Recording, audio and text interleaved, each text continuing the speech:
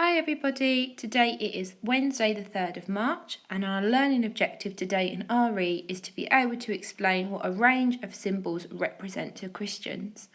To be successful today, we need to be able to explain what the bread and wine from the Last Supper symbolises and means to Christians. When Huey the owl goes to church, he sometimes eats a small square piece of bread and drinks some blackcurrant squash. As a Christian, it's very important to Huey the owl. Does anyone think they know why? You can pause the video now to have a think or a discussion with the people you have at home.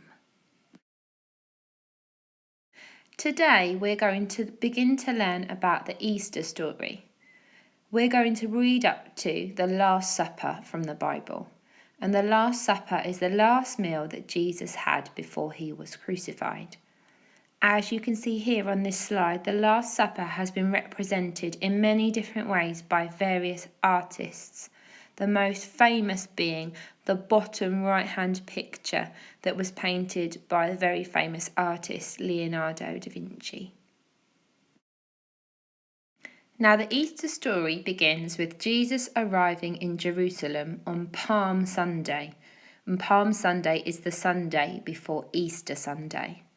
The people were happy to see Jesus and waved palm branches and laid them on the ground for Jesus and his disciples to walk over. Unfortunately, not everybody was pleased to see Jesus, and some very important people were very jealous of how much the people loved Jesus. Judas was one of Jesus' disciples, and the important people gave Judas money to tell them where Jesus was so they could arrest him. Before the Last Supper, Jesus filled a bowl with water and began to go around washing and drying his disciples' feet. This was an incredibly shocking thing for his disciples to see as they saw Jesus as the King of Kings. They wondered why he was doing such a lowly servant's task like washing people's feet. When Jesus came round to Peter, one of his disciples, Peter refused to let Jesus wash his feet. "If you don't let me wash your feet, then you can no longer be with me," Jesus replied. So Peter let Jesus wash his feet, and Jesus said to him, "Do you understand what I have done for you? You call me teacher and Lord, and that is who I am. Now that I have washed your feet, you can also wash one another's feet." During the Last Supper, Jesus said to his 12 disciples, "One of you will betray me." The disciples were all shocked and wondered who it could be. Jesus carried on and said, "The one who dips his bread into the bowl with me will betray me. I will die, just as it is written, but the man who betrays me will feel sorry forever." Then, with his head bowed down and quiet, Judas said, "It's me, isn't it?" To this, Jesus replied, "Yes, you are the one." This made Judas feel very ashamed and worried, but luckily the other disciples had not heard the conversation. Jesus then thanked God for the bread. He broke the bread apart to share it with everyone. "Take this and eat it. This is my body, which is given for you," he announced. He then held up a cup of red wine. "This is my blood, which will be poured out for many people, so their sins may be forgiven," Jesus said. The cup of wine was passed around, and everyone took a sip from it. What do the bread and wine symbolize? What did Jesus say that the bread and the wine was?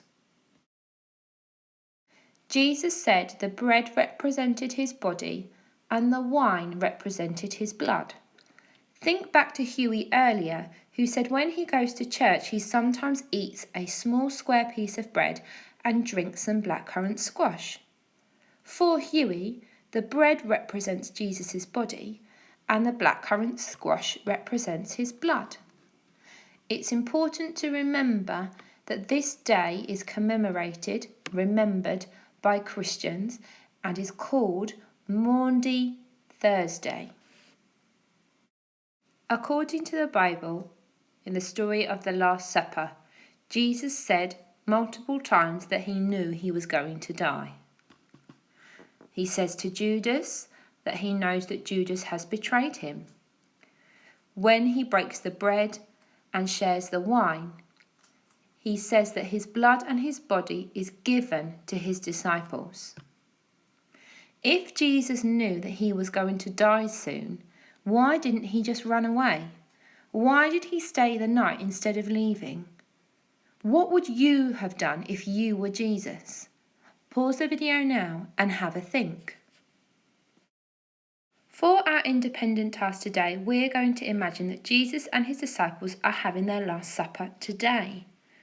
What would you choose instead of bread and wine? Remember that Huey the Owl chose bread and blackcurrant squash. But what are you going to choose? If you choose to work on the mild activity today, you need to draw and label the items that you have chosen to symbolise the bread and wine that Jesus used in the Last Supper. If you choose hot today, you need to draw and label the items you have chosen to use instead of the bread and wine that Jesus used in the Last Supper. You also need to write a sentence explaining what each one symbolises. Think back to the story of the Last Supper that we have just listened to. What did Jesus say that the bread and wine symbolised? If you choose the spicy activity today, you need to draw and label the items that you have chosen to use instead of the bread and wine that Jesus used in the Last Supper. You need to write a paragraph explaining what each one symbolises and how you would feel if you were Jesus and the disciples. Would you feel sad that Jesus has said he knows that he's going to die? Or would you feel confused that one of the disciples is going to betray him? If you were Jesus, would you feel brave? Or would you feel concerned? I've chosen the hot task today. So the first thing I need to do is decide what I'm going to draw instead of the bread and wine. And I've decided I'm going to keep with the bread theme, and I'm going to draw a slice of pizza with some cheese and put some pepperoni on there, and maybe a mushroom. There we go, that is instead of the bread. And sticking with the red theme where drinks are concerned, I am going to draw some cranberry juice. Some cranberry juice in here, and I would colour it in red. So what we've been asked to do today is label our object. So I'm going to write the word pizza on here, and I've got my cranberry juice labelled. Here we go, pizza and cranberry juice. What I've also been asked to do for the hot activity today is to write what they represent. So I'm going to start here with my capital letter, remembering not to join my capital letter to my lowercase letter. The pizza represents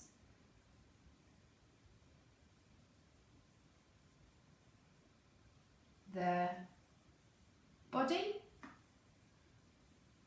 of Jesus. Really important, Jesus has a capital letter.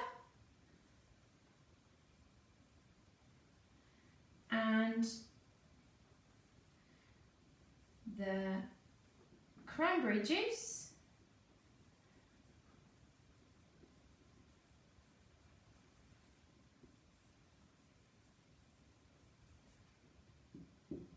represents